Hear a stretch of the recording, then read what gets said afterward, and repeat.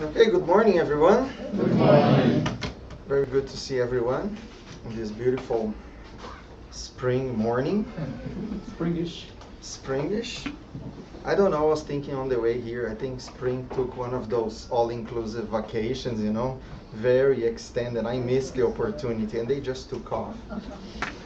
And we're waiting for them to come back. Nonetheless, let's start just making a little recap. We are in a month or 2 months when we are going to talk about the divine laws. And for those who missed last week, is a great opportunity to go back home and go on the internet and watch his lecture, because it was a very good introduction for us to start to talk about the divine laws. So basically, a few items for us to remember a little bit. What would be then the divine laws, right? So they were created by God, and they are immutable as God himself, and they are the only laws that are the truly necessary to grant our happiness. It's as simple as that. And then we're gonna remember a little bit about what is morality then, because we're talking about the moral laws. So then the morality is the ability to distinguish between good and evil. And it derives from the observance and the practice of God's laws. So then those laws are here to help us to make better choices and to live well. And they are written where? In our conscience, right? So they are already within us. Therefore, they were created by God for all of us, to give direction to our moral conduct and to remind us about our duties with the divinity and to guide us to happiness. So just summarizing a little bit about what the divine laws are, because then we're going to start talking about the law of worship, which in the Spirit's book is the first divine law, is the first moral law. And it looks like it is not a coincidence why Allan Kardec and the good spirits will place then the law of worship as the first law.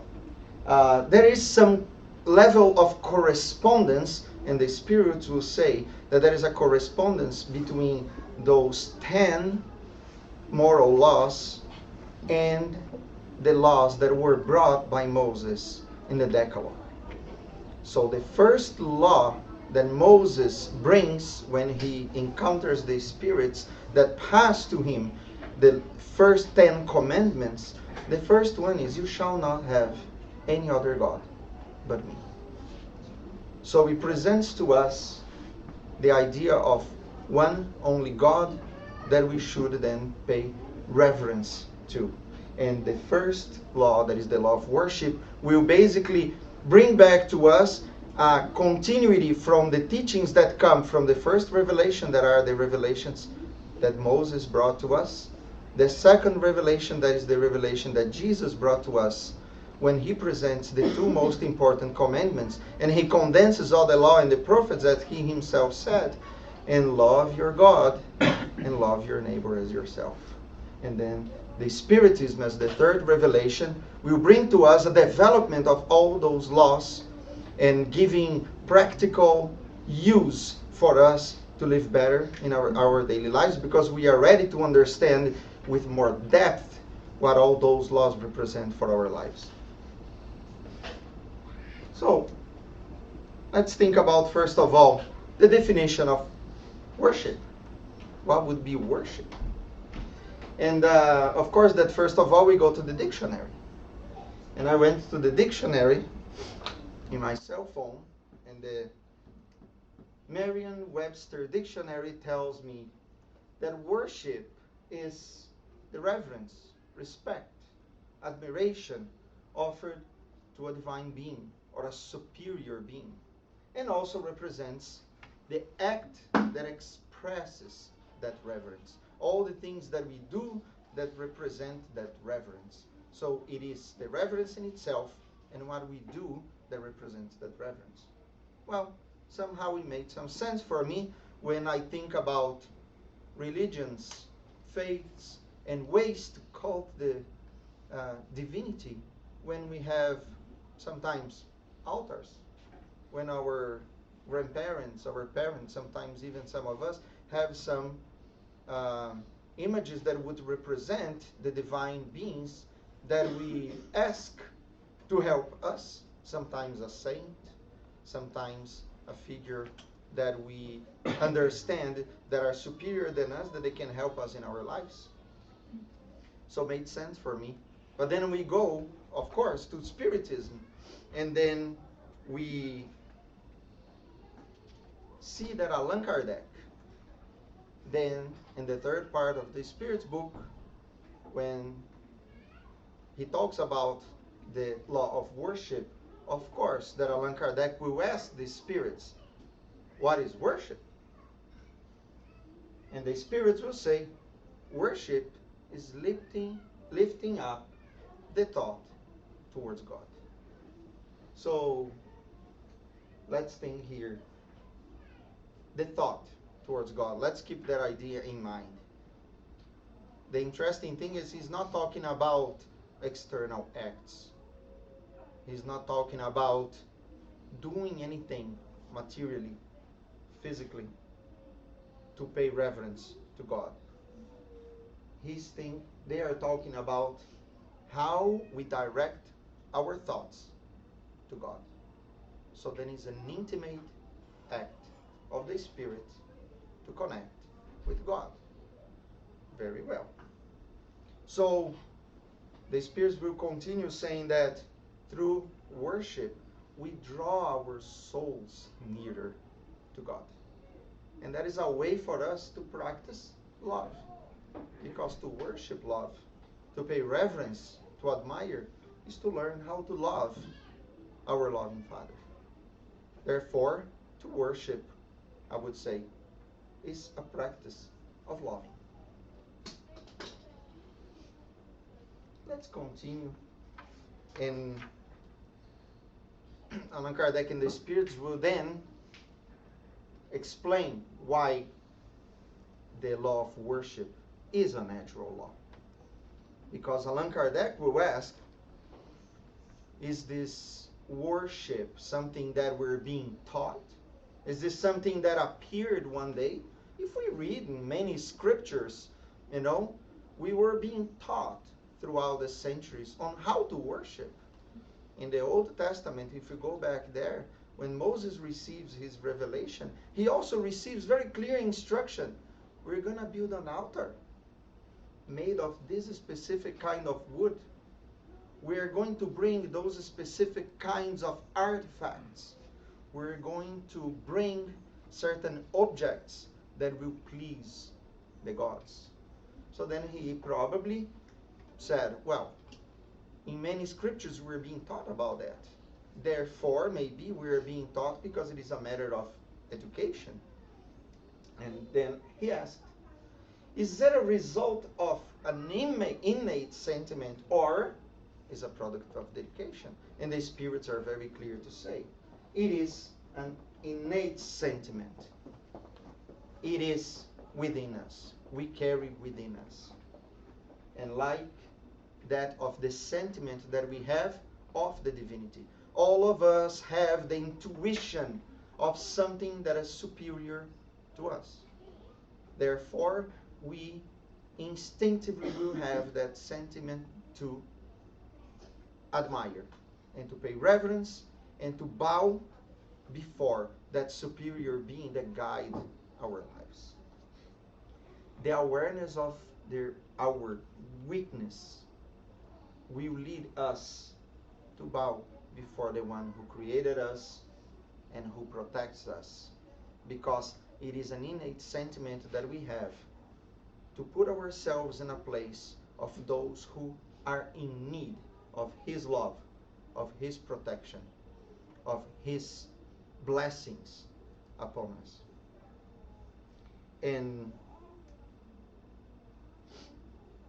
continue, Allan Kardec would ask, then does that mean that the worship have its source in a natural law?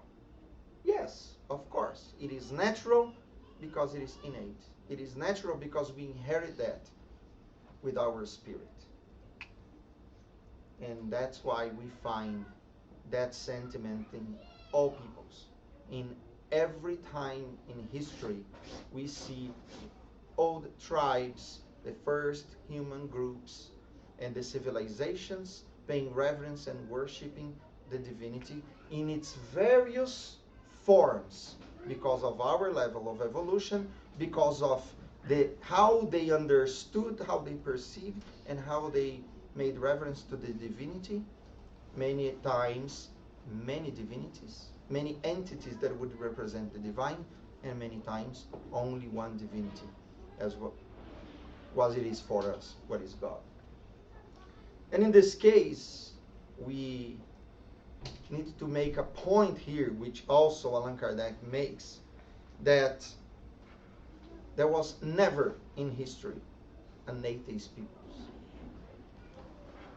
There has always been in history, among all people, worshiping in many different forms. Even atheists today, they rationalize. They have that sentiment, and somehow they rationalize because of many different reasons, because of history, because of frustration, many times. So the atheism is a denial of the divinity. But when you deny something, first of all, you recognize its existence. So even the atheists, there inside, will recognize that there is a superior being. And like us, they will also open up and give in to that sentiment and let it flow and let it flourish within them, like we are trying to do, studying, practicing, and paying our reverence to God. And so, talking about the different forms, Allan Kardec will talk to us about the different forms. And throughout history, we need to think about worship as a process that is historic, that evolves together with human beings. So those different forms of worship are present throughout history. And it follows human evolution as well. So if you think about the primitive humans, they would worship the gods. But for them, because they were still not well evolved, they would recognize around them the phenomena of nature that were considered by them probably supernatural. They were scary. They were just so intense that they would perceive those phenomena as the gods themselves. So the thunder, and the sun, and the waters, that would represent forces of nature that were beyond human control, that were superior to our condition as humans. Therefore, they must have been gods. And we carry that in the first human groups, the first tribes, the first families. Each one of them would have their own gods. Each of the families would have their own divinity that they would pay cult to in order to protect them, in order to protect their offspring, in order to pay cult and to make offers in order to be granted with some benefits for their lives, in order to be superior to other groups as well. So we start to have that idea that they were actually paying reverence and worshiping those gods to take benefit from them. And then we see, of course, that the ancient civilizations that would take this even further. So then we would have with the Egyptians, we will have with the Greeks, the gods of war, the gods of fertility, the gods of nature. And they would all have imprinted on them human characters. We would project our desires, our vices, our characters in those many gods. Because still the humanity was putting in practice slowly and developing that sentiment of the divine in the things that they had around, still based on their own characters, because we're still not that evolved in order simply to understand, to comprehend, and to feel more intensely the power of the divinity of that superior being coming from the divinity. Because until then, we would imprint with our own sentiments that idea of the divine, because it was very distant, and it still is very distant from us. What is the divine? What is God? And slowly, many civilizations would start bringing to us that idea then of one only God. There would be an evolution for humanity, because instead of scattering our faith through many divinities that would represent aspects of nature, then actually the first records of the monotheism, which is the faith in one only God, will come there in Egypt from probably between 1500 and 1000 BC with Akhenaton, one of the pharaohs in Egypt, that had the first organization of one specific religion. And then more or less in that time, probably Moses would have brought that and developed that together with the Hebrew peoples and the Judaism, that brings then the notion, the faith, and the worship of one only God, consolidating that in the first revelation, when Moses brings to us all the commandments to guide people in order to focus their faith and direct their faith and worship one only God. We can pave the way to connect more directly with our Creator.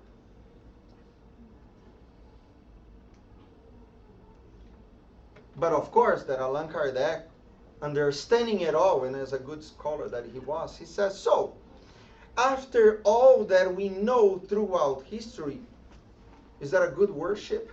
Is that a better way to worship? Is that a better way to connect with God? And again, first of all, we were taught about the thought that we uplift to God.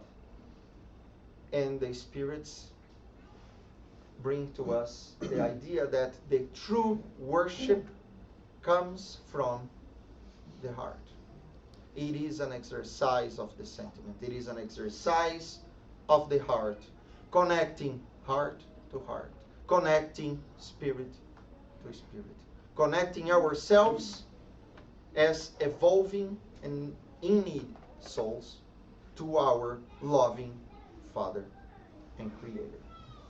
And that is in the Spirit's book, in the question 653. In the question 654, the spirits will explain actually to Allan Kardec, and I'm sorry, but I will read a little bit part of the comments that the spirits make to Allan Kardec, that God prefers those who sincerely worship from the bottom of their heart, doing good and avoiding evil, to those who think they honor God through ceremonies that do not render them any better than their neighbor. And those who profess that worship Christ, but who are proud, envious, jealous, who are hard and unforgiving to their neighbors, who are ambitious of earthly things, their religion, the spirits would say, is only on their lips and not in their heart. Therefore, more and more we are trying to make an introspective journey and understanding that we were taught prayers and ways to connect with God. Many of us have been taught even formulas, rituals, participating in ceremonies. Are they invalid? Are they useless? No. As long as there is our heart on it. We all still need some vehicles to direct and to focus our thoughts and our feelings. For many of us, certain images, certain reminders of the divinity will help us to focus our thought and our heart and to connect with God if our hearts are on it. No exterior ritual, ceremony, formula, speech will matter if we don't mean it. Of course that the spirits will basically, together with Allan Kardec, say it will be the same as if one ritual is better than other, one ceremony is better than other. Many of us here speak different languages. Can you imagine? God likes much better the people who worship Him in Portuguese. That would make absolutely no sense. It is the same as thinking like that. So our heart speaks universally, speaks love. Talking about prayer, we understand through studying the natural laws and through studying the law of worship that the vehicle by excellence to worship is then prayer. We're thinking about thought, we're thinking about heart, and somehow I started making that connection automatically.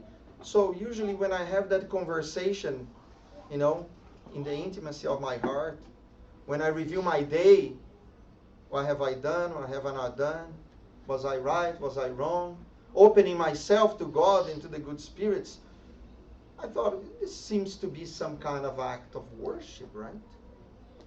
And sure enough, Allan Kardec will go through that way as well, talking with the spirits and inquiring about the prayer, because probably he understood that we are talking about connecting our thoughts and our hearts to God.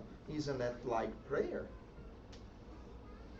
So let's see what the spirits will say. Allan Kardec would ask, what is prayer then? Prayer is an act of worship. Praying to God is thinking of God, drawing nearer to God, putting one's self in communication with God. Okay, now we know. If we can put aside some of those rituals, so what is left?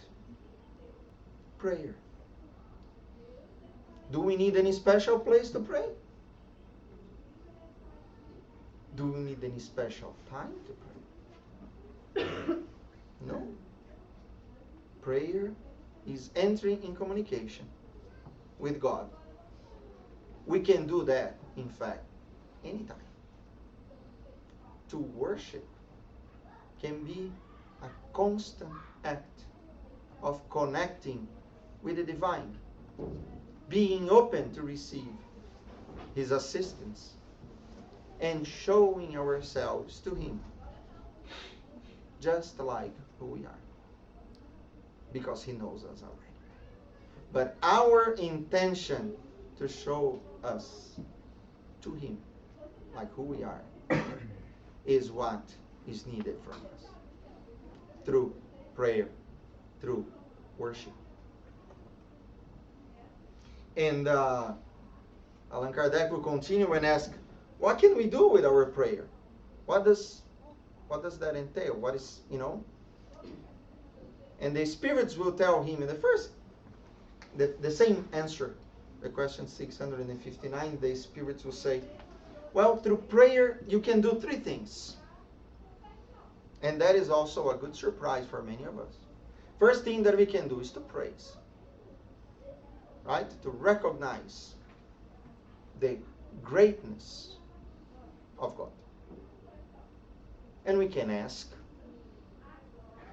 Remember, sometimes we hear as well, Oh, when we pray, you don't need to ask for anything. Just thank for everything. Well, the Spirit tells us, no, take the opportunity to ask. You will be surprised. And also, to thank. Right? To be grateful for all we have received. And also for what we have not received. Depending what we ask. Because we know that God knows what we need. More than we do. So let's think about those three aspects of prayer, because they are very important to our understanding of worshiping. So the first aspect is praising. So then we will recognize the greatness of God for us. All the creation, all the harmony in the universe, all the dwelling places that He had created for us, all His laws, the opportunity that we have to reincarnate among our brothers and sisters, our neighbors, in the different planes of existence, in order to reach Him and to perfect ourselves. That greatness is way even beyond our comprehension. And to praise God for that is an act of worship. And to ask. We are beings in need. We are imperfect. We don't have all the answers. We suffer. We have troubles. And asking for God's help is important, because then God will allow the good spirits to assist us in our troubles. Are they going to take away our troubles? No, they belong to us. Are they going to give us strength in order for us to go through our troubles with more resignation, with more faith, with more courage, with less desperation? Yes. Is that worth asking? Very much worth asking. Of course, the spirits will tell us, you gotta know what you're asking, because it should entail a request for the blessings that we need. But the need must be real. That in the Gospel according to Spiritism, the item 22 of the chapter 27, the spirits will tell us, it would be useless to pray to the Lord to shorten our trials, to give us joy, to give us wealth. The best possessions that we can ask for is patience, resignation, and faith. Before anything else, the Spirit will tell us, ask for your betterment. And you will be surprised with so much blessing that will pour over us when we ask for our moral betterment. To be better tomorrow than we are today. To go through the trials that we must go through patiently. Remember, blessed are the afflicted. And there is one specific passage. It was there. There is one passage in the Gospel that really touched me when I was doing that research, because somehow I remembered, and I was trying to figure out, like, how can we give a good illustration of prayer when we are asking. And one of the most profound examples that I found, it was from Jesus himself. The governor of our planet, the one who was in charge by God to prepare this planet in order for us to reincarnate and to progress and to go through our trials and our expiations, comes among us, and after his last encounter together with his disciples, what we call the Last Supper, Jesus leaves, and as usual, he takes some time to pray. He had Peter, he had James, he had John with him. So he asks them, because he was starting to feel troubled. He knew what was going to happen with him soon. So he goes to the Gethsemane. In Luke, he says the Mount of Olives.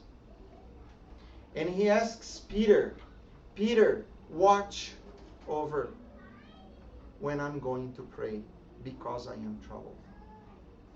And Jesus goes far away to the top of the mount. Again, he takes himself away from the crowd to pray. Jesus taught in the synagogues, but he prayed in silence. And he prays to God, Father, if it is possible, take this cup away from me. Jesus asks. He knew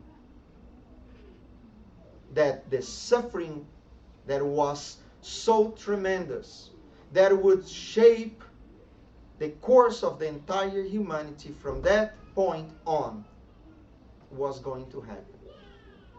And he asks, take this away from me. But if it must happen, your will be done. He goes back. He sees them sleeping. He goes back to the mount for the second time, and he asks, if possible, Father, take this from me. But if I need to go through that, just make me go through that, because thy will be done. He goes back, sees everyone completely numbed, goes back for the third time and says the same thing. Every time that we see in the scriptures things being done 3 times, the number 3 throughout history represents intensity.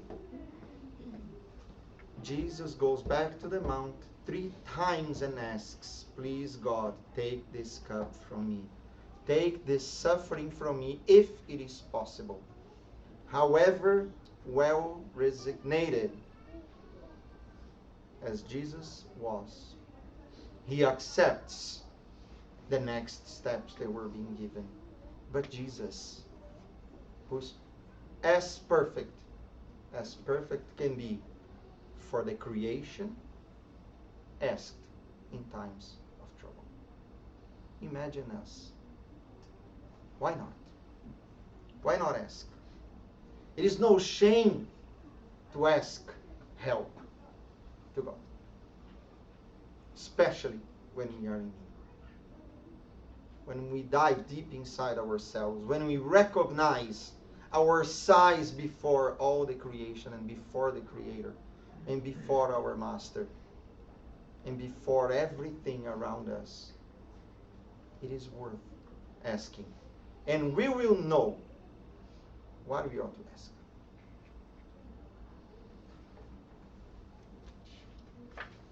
And finally, to thank. We're always being taught by our mothers. Don't forget to thank when you get something. Don't forget to say thank you. Whatever someone gives you, we're being taught. For everything we receive. For everything that we ask and when we don't receive, God knows what we need. God will grant us with whatever is necessary for our betterment, for our evolution, for our happiness. If tomorrow trouble finds me, God loves me. God doesn't want me to suffer. But God is allowing that because throughout my path, I have attracted experiences that need to make me go through certain afflictions in order to be better, in order to find peace.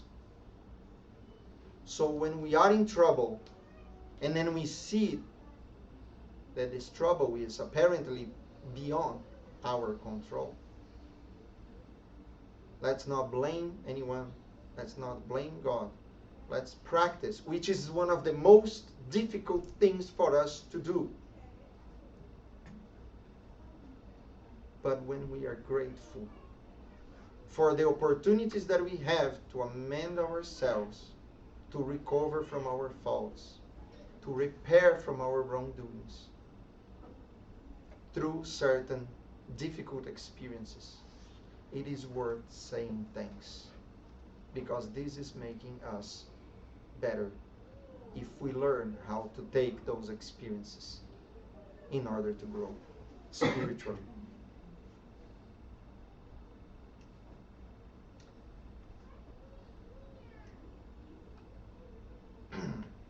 And then Allan Kardec will start asking about how to pray. And then we start thinking, well, we praise, we ask, we thank, and then we start thinking that prayer has some qualities, some characters. And Jesus himself, in the Sermon of the Mount, talking to all the people around him, would teach how to pray. And then Jesus tells us, when you pray, before that passage, Jesus says, don't do like the hypocrites that go in the synagogues and take the first places and are dressed with the best clothes just to be there to show themselves to others. They got a reward. But when you pray, go to your room, shut the door, and pray to your Father who is in secret. And the Father who sees in the secret of your heart will reward you, will listen to your claims. And when you pray, don't heap up empty phrases like the Gentiles. Don't say beautiful words thinking that they will please God more than a simple and sincere few phrases that would represent your true sentiment. Do not be like them, because your Father knows exactly what you need before you ask Him. But because to each one according to their deeds, God will leave to us the task to connect with Him. Therefore, some of the characters of prayer are, first of all, with our heart, without the need of special words, without the need of special formulas. They can come from within us in the way that we feel more comfortable with simplicity, with no complication. You don't need to find a better way to say that. Intimately, with discretion. Shut your door, pray in silence. There is no special place, nothing wrong finding one place to go and to pray, as long as you are not there to try to show others that you are better than others. With faith, with fervor, and with sincerity. Those are instructions from the Spirits. Truly, we must pray. And one of the most important characters of prayer will be then with true humility. And what is the best example we can have from that? That is a parable that Jesus tells us. It is the parable of the Pharisee and the publican, or the tax collector. It is there in Luke 18. And the story tells that both the Pharisee and the publican go to the temple to pray. And the Pharisee, we know, they were the aristocracy in the time. They were the ones that had the words of the scriptures. They were the scholars. They were the ones who understood. And they proclaimed to have then the truth. And they were very prone to externally show their faith. To have the best clothes, to have the best garments, to speak in the best way, and to take the first places in the temples and the synagogues. And the Pharisee was there praying, God, thank you for me being the way I am. I fast twice a week. I give my contribution. And I am not like that tax collector. And why was he saying that? The tax collectors back in the time, the so-called publicans, some of them really were very mean. They would pay up front the Romans in order to feel entitled to collect taxes from people. People didn't like them. But when the Pharisee, which was a doctor of the law, that teaches about humility, prays to God saying, at least I am not like that tax collector. That is no humble at all. But suddenly a person who the people didn't like, the tax collector, barely wanted to get in the temple. And he didn't have the courage to look up. And then he was beating his chest and saying, forgive me, Father, because I'm a sinner. Because I'm a wrongdoer. Because I'm imperfect. And again, Jesus brings the simplest ones to show the complexity of his lessons. He brings the least to show what is the greatest. And Jesus at the end of this parable says, because everyone who exalts themselves will be humbled, and all of those who humble themselves will be exalted. Which means the real worship, the true prayer, would please God for its simplicity and humility when reflects the simplicity and humility of our hearts. And the importance of prayer described by the spirits in the Gospel according to Spiritism in the chapter 27. The spirits will say, it is long but is worth. Through prayer, humans call to themselves the concourse of good spirits who come to uphold them in their good resolutions and inspire them with their good thoughts. They thus acquire the moral strength needed to overcome difficulties. Again, it is not acquiring the easy way without difficulties, but the strength needed to overcome them and to return to upright path if we astray from it. Because they know we do go astray. We wander from the good path. But through prayer we will have the strength and the inspiration that will be given by the good spirits in order for us to make better choices in our lives. Through prayer we can also divert the evils that we have attracted because of our own faults. We know that our prayer has an impact also not only in us, in others, in our environment. And I will say the proof of that, the best example that we can give from the way that the prayer can change our environment. So, the book The Missionaries of the Light has a beautiful story that can illustrate the importance of the prayer when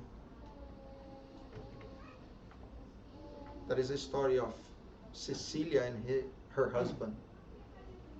The chapter 6 talks exactly about prayer. There is a group of people that are in the Spiritist Center practicing mediumship. And they are so happy after the meeting, after the final prayer, involved with the good vibrations that came from prayer in the Spirit Center. And they all go on their ways home. But after a few moments that they are on the streets, the influence of that prayer, because it came not from them, but from others, only had a short span of influence, positive influence on them. So this gentleman starts to be influenced again by two obsessors, by two so-called in the book vampires that were influencing negatively him. And then André Luiz and his mentor Alexander, they walk through with this man to his home. But by the time that he enters his home and André Luiz and Alexander follow him in his home, the two entities cannot enter. And they become very frustrated because they don't have the vibrational influence to enter. There are barriers, vibrational barriers. And they don't know, André Luiz doesn't know where is this coming from. And when André Luiz enters the room, this man prepares himself to sleep. And they see Cecilia, his wife, that is already sleeping and partially detached from her body, greets Alexander and André Luiz, very pleased to have company to pray. And then she sits beside her husband, and her prayer and her love involves him in a way that is able to neutralize for a while the influence that were so negative from those obsessors on this man, and also protected vibrationally the home, not letting those spirits enter and bother them in their blessed environment, which was their home in that moment. So we see the importance that the prayer has for us, in special in our homes. And that is the best example that we can give to all of us. To practice the gospel and the prayer at home is an incredibly positive act of worship. Because when we congregate those energies, when we vibrate together, studying, getting in touch with the divine laws, asking for the aid of the good spirits to help us, to protect us, to face the challenges of life with courage, to put them in practice, to lighten those laws up from our conscience to our actions. Jesus, when he encounters the woman, the Samaritan woman, and he asks her for the water, and he teaches her about the living spring, the living water that will make her never thirst again, which is the spiritual nurturement for our souls. Jesus tells her, the hour is coming and is now when the true worshippers will worship the Father in spirit and truth. For the Father is seeking such people to worship him. God is spirit, and those who worship him must worship in spirit and truth. All of what you're talking about, Jesus is already telling us.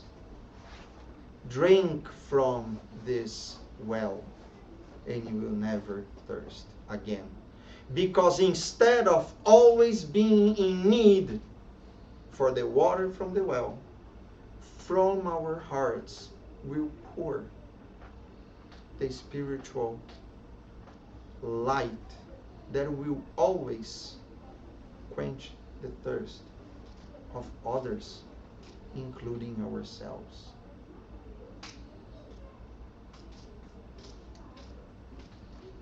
And also in Matthew, Jesus would say, "For where 2 or 3 are gathered in my name, there I am among them." We remember that family is our material family, those whom we have affinity with. When we are as a family here in the Spirit house, praying together, studying together, reflecting on the natural and the moral laws, when we try to nurture our souls with that living water, we are putting in practice the law of worship.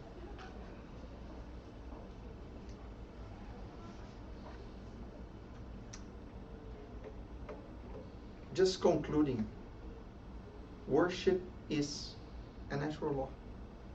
It is in our nature to raise our thoughts and praise God above all things and beings in the silence of our hearts. We know that the divine revelation comes as silent as the silence that we can make within ourselves to establish the real communication and to listen to the inspiration that comes from God and from His messengers. And we thank Jesus, that is our model of prayer, of worship, and of sacrifice, the real sacrifice. Because when we worship in truth and in spirit, we will sacrifice something. The old human, the materialistic human, the selfish human, in the altar of our conscience. Let's always establish that divine dialogue with our Father, praising, asking, thanking, always. So thank you.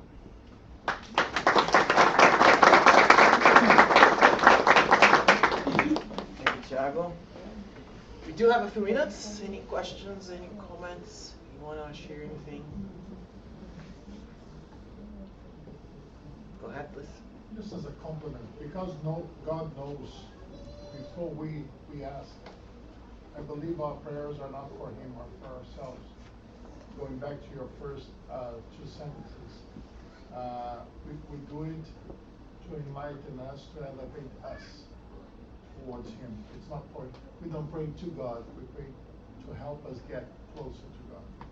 Well, it is true, in the Spirit Joanna Evangelist, she says that practice of loving God, it will help us to get rid of our ego that is responsible for our selfishness, and help us to get in touch and to develop our real self. So it is for us, because then the happiness is within us. As Jesus said, the kingdom of God is within us. So in praying, we are basically practicing praying, practicing the language of the heart. So then we are developing our spiritual characters and virtues. Last week, well, first of all, excellent. I always impressed with the passion in which you bring your lectures. Last week I mentioned that the studies that we're going to be doing over the next weeks on the divine laws will impact or will address both physical and moral aspects. The physical laws describe things as they are. The moral laws describe things as they should be, as we need to define what is right and wrong. And I think today it was very clear that as a natural law, as a physical law, we are by creation connected to God. We can't change that. It's not our choice. It's nothing we can do about that. Thank God.